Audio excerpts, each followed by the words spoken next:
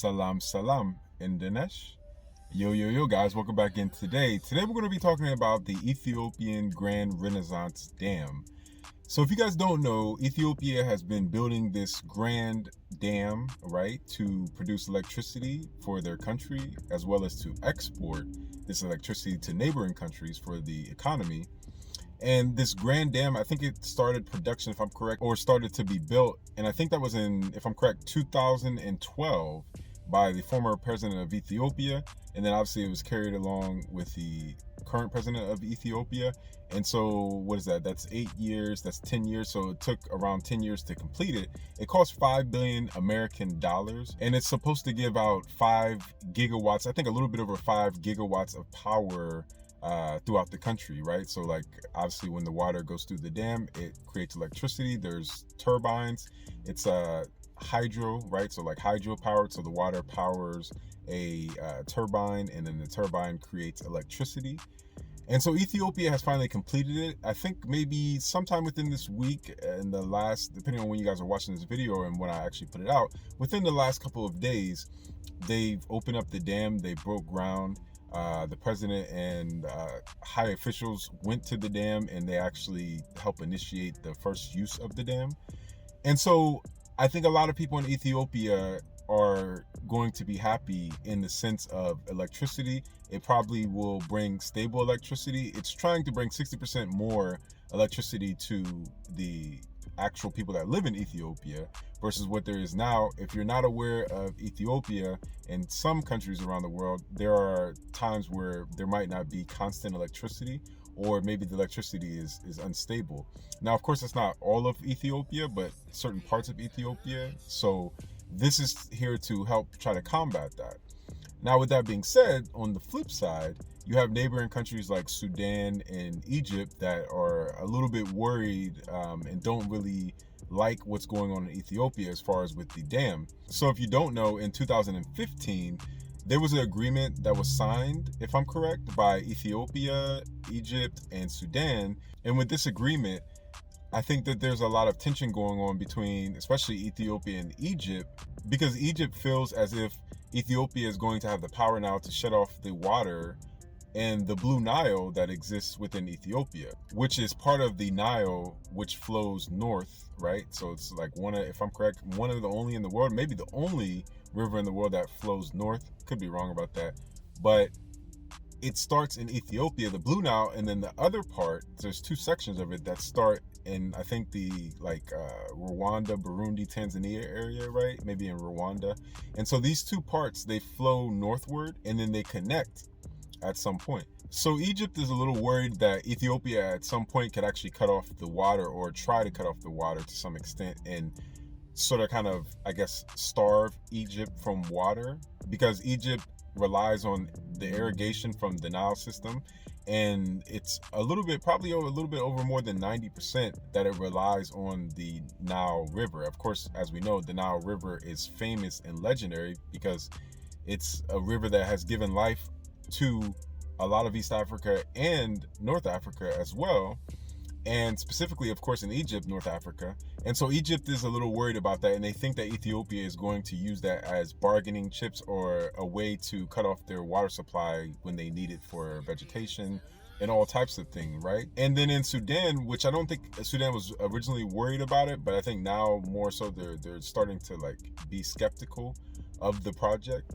And in Sudan, the dam in Ethiopia, the Grand Renaissance Dam in Ethiopia, would actually help Sudan with regulating flooding in certain areas, but they're also scared that there might not be enough water that comes through. And like all countries, like America, like a lot of European countries, Asian countries, South America, literally every country in the world, everybody wants to secure natural resources, and everybody wants to make sure that their natural resources are not in jeopardy.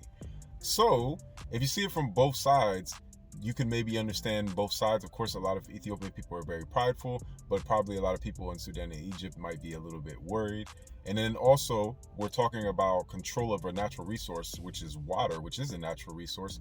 And so when you start to talk about water, something that every human being needs, as well as air, and you're controlling a certain level of those things, yeah, like people are going to get worried, and people are going to actually try to combat you about what's going on, because they might have controlled these resources for a very long time, or maybe no human controlled these resources and everybody was getting what they wanted.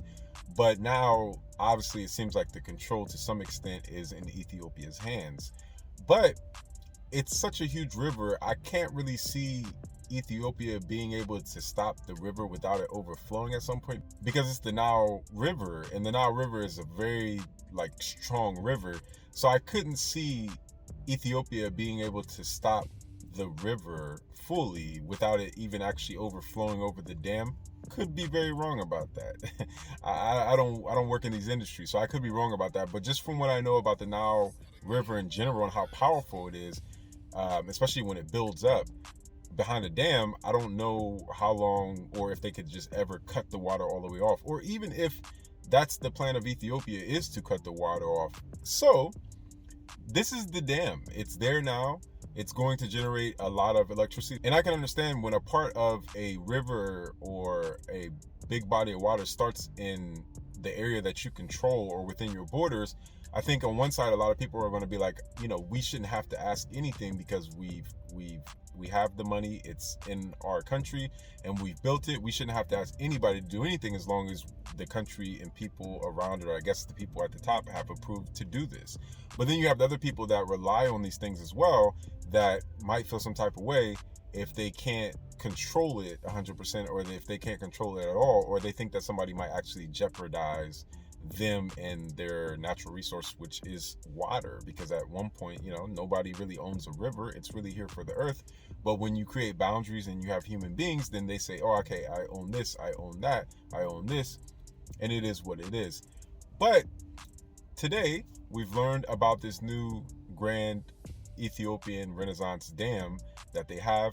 It's supposed to be there to create electricity, to make more stable electricity and lights and electricity in general for the Ethiopian population, especially Ethiopian populations that may be more traditional or tribal in the rural areas, right? Or in the countryside, or, places that I guess are in between, to where electricity is something that people want. Of course, it's Ethiopia, just like any other country, even in America. There's some people that don't want electricity. There's some people that want to live traditionally and they don't want electricity. They just don't. They rather go off fire and do it the traditional way. Of course, we know that there's still traditional tribes in Ethiopia. Out of the over 80 tribes in Ethiopia, 86 tribes in Ethiopia, there's some people that just don't care about that. They want to live traditionally. But I would think that obviously to advance a country, and obviously giving those traditional people the right to do what they want to do, but to advance a country, like electricity is going to be a big deal. So we learned about the Ethiopian Grand Renaissance Dam today. Can't say it's amazing for everybody. Can't say it's not amazing for some people, especially in Ethiopia, but it's something that is definitely happening or has happened, and we'll see how it plays out. We'll see if there is any tension between the bordering countries because of this natural resource, which is water, which is a very important thing, or we'll see if everything goes over smooth and everybody is going to, let everybody have a piece of the water, which is something that we all need as human beings, right? Guys, also check out my NFT. It's a new NFT line that I'm making. It's going to be 1,001 of them. It's going to be a African descent line, right? So it's called diaspora.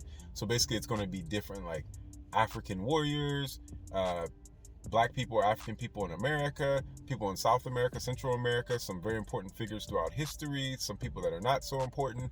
It's going to be a line of virtual art. If you don't understand what an NFT is, non-fungible token, NFT, online collectible art or cards or anything, then you might want to do a little bit more research. NFTs are probably going to be the future with smart contracts. So smart contracts are basically when one person sells something, or basically I guess you would say sell something, and then another person comes with the requirements of that sale. So whatever that person asks for, they ask for $1 million American dollars and they want a Ferrari with it. If you meet that quota, that contract is unlocked. So smart contracts, we've sort of kind of done them in the past, but a lot of people don't know how to translate things in the physical world to the virtual world. So a lot of these things seem like new concepts, but a lot of them aren't really. But I think the only thing that might be a little bit newer of a concept is just how you go about doing it. And I think that might be a newer concept. It's all about trade and commerce and economics at the end of the day. So yo guys, please check it out if you would like. The link is down there. Buy if you would like as well. And yo guys, until next time, please like, subscribe, turn on the bell notification down there so you'll get all my videos. Please add me on all social medias, which is Afric Network, which is Instagram, Twitter, SoundCloud, Snapchat, Facebook, and TikTok.